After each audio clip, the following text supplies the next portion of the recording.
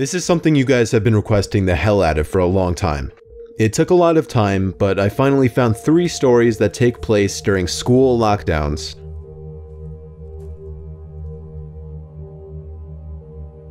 It was a typical boring day in calculus, only it was Friday, 7th period, meaning the week was almost over and spring break would finally be upon us, so everybody was getting antsy in their seats, I could tell.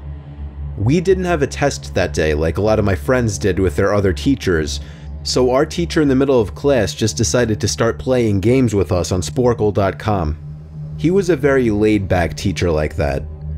As we were doing some brand logo quiz on Sporcle, I remember the exact moment it happened. Right after my friend answered a question, I remember the exact answer too, Adidas. The dean's voice came through the loudspeaker. He sounded panicked and frantic as he told all the teachers this was not a drill and to go into lockdown. I actually got the chills and I got goosebumps on my arms as our usually laid-back teacher too seemed panicked as he ran to turn off the lights and ushered us to the back corner of the room. We all sat in silence for about 2 minutes, and then the usual buzzing that came from a panel in the back of the room ceased, indicating that the school must have cut all the power. We all looked at each other, realizing this must be serious.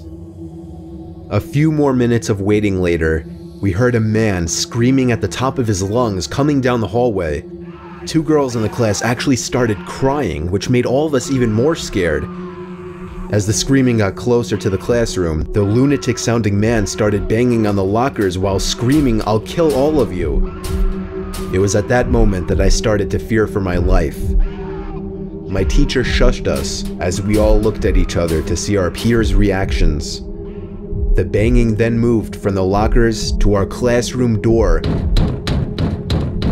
and that's when one of the crying girls screamed no. The banging on the door only grew worse as the man started screaming, "Open up." 2 of the girls in the class were crying out loud now. It felt like an eternity that man was pounding at the door, but eventually he finally continued down the hallway, screaming like a mentally insane person until we could not hear him anymore.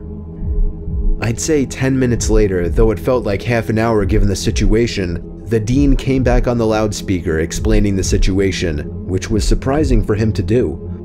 He explained that some apparently mentally unstable person entered the building and assaulted the woman sitting at the front desk, causing her to flee the building screaming, and staff wasn't sure if the man was armed or not.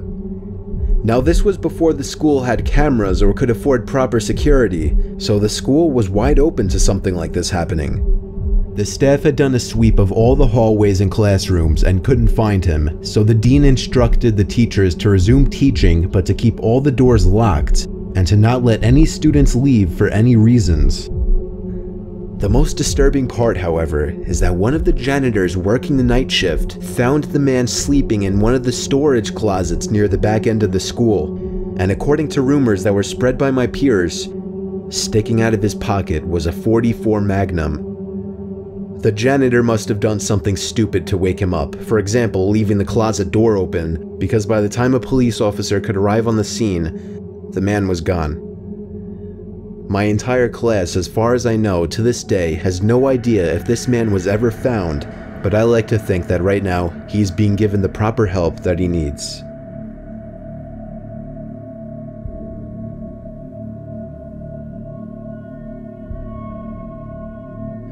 My school has 2 lunch periods. First lunch period is for all 6th graders and some 7th graders.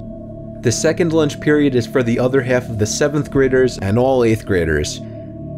The lockdown happened in the beginning of October. The day the lockdown occurred, it was overcast and rainy. During the first lunch period, I heard 4 loud booms. I personally thought it was thunder, but the entire lunch crowd started screaming.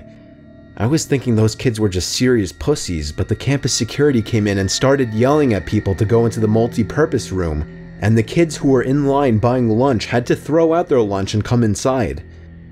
Me and some friends went inside the room along with a huge group of other kids. Everyone was curious as to what was happening. Our multi-purpose room is huge, and the back wall of the room is made of see-through glass. When me and my friends were rushed inside the campus, security was covering the glass with the curtains, and there were adults at every exit. My friend Eric was curious, as well as the rest of us, so he asked one of the adults what was going on. When he came back, he said, "You know how right in front of TMS there's those houses?" I replied, "Yeah." "There's this mentally disabled, crazy man that barricaded himself in front of his house, and he's threatening to commit suicide and kill the cops if he's evicted. He was walking around outside of school watching kids in a weird way," Eric told us. It turned out the man was also a registered sex offender, making matters worse. We were stuck in the multi-purpose room for a whole hour, taking up 2 periods. After the whole thing was settled, we were escorted to our classrooms one by one. I later found out that the man lives next to my friend Brandy, who told me about the previous Halloween when she saw the same man at his window cutting his arm and writing in his own blood, "Don't come here or I'll kill you," on his window. Of course, being Halloween, people, including Brandy, assumed it was just for the holiday. But after this horrific incident, we knew this man was mental, and we're glad he never got near us.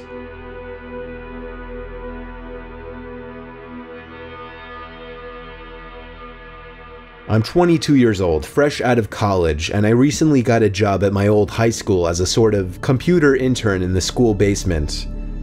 The basement of the school is very messy and disorganized, but there is a small 3-person office that's actually very nice down there.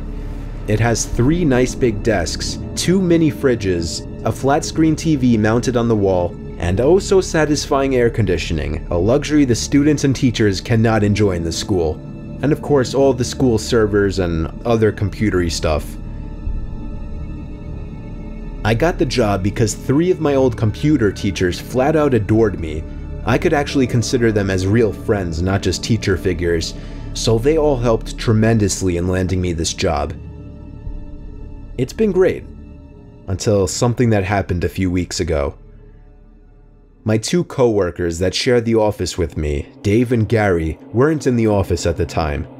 They were upstairs working on papers or whatever. I was eating my sandwich during my lunch break when I got a phone call from one of the women in the front office telling me the school was on lockdown and that somebody, possibly armed, had entered the school. There wasn't much that I could do other than turn off the lights because, surprisingly, as nice as this little office was, it didn't have an actual door to it, just a big opening, and the door to the whole basement didn't even have a working lock. For my own safety, I did turn off all the lights in the office and my computer screen. I kept my phone on the desk, texting both Gary and Dave, but they wouldn't respond. I sat down there in the dark playing games on my phone for like 20 minutes, waiting for the call from up front to tell me to resume working. I had no idea what was happening. I couldn't hear what was going on upstairs from down here, but I was not allowed to make any calls until I was informed that the lockdown was over. Then the noisy basement door opened. As the creaking echoed across the basement and into my office, I sat up from my seat, wondering if I should call out Gary or Dave. I was eager to get some info from them. Someone then came running down the stairs and their footsteps were approaching my office. I pushed away my chair and crawled under my desk. Somebody entered the office but did not turn on the lights. There was just silence. I can't even describe the fear I was experiencing. I felt like if I made one sudden noise, I'd be a dead man. Suddenly, my phone dinged as I got a text message. I felt my entire world shrivel up and die at that one moment as I clenched my teeth in fear.